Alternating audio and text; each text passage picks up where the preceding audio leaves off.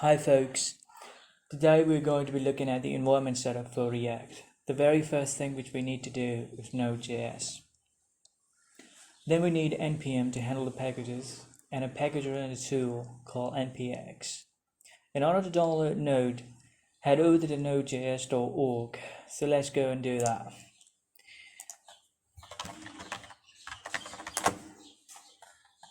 I'm going to go with 12.16 version. This is the version which I liked, a beta version, so I would not go with this. I would go with 12.16.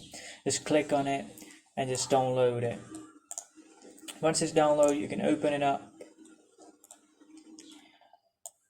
and I already have the React Node.js, so I'm not going to do that. You have to click on next, accept the license agreement, and you have to install it in a specific folder, and it will do that for you. I already have it, so I'm not going to go through this step.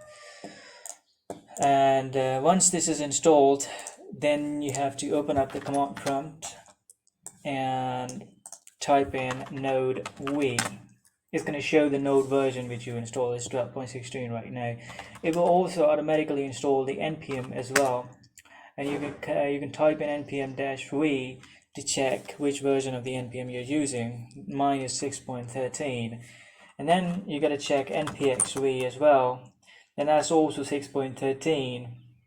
And in order to create the React app with npx, let's head over to the React.js org, React.js documentations on the site,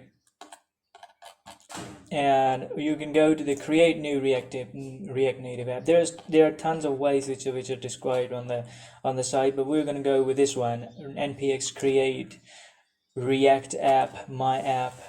So let's copy that and put that one into the terminal. So, but first, let's go into the directory where you would like to create it. I will go with this directory. I already have this. So, and I will press enter. Maybe I have my app installed already on this directory, so it will give me an error that I already have it. So, but you have to follow these steps in order to create a React app inside the computer. See that I already have it. Then we have to cd into my app. Sorry for the typo. And then over here you have to do npm start. And what we'll do is we'll start the React on port 3000, and it will automatically open that up in the browser for you. So here we go. We're done with the environment setup for React, and that's it for today. Hope to see you in the next video with the Hello World example in React.js. Until then, it's a bye.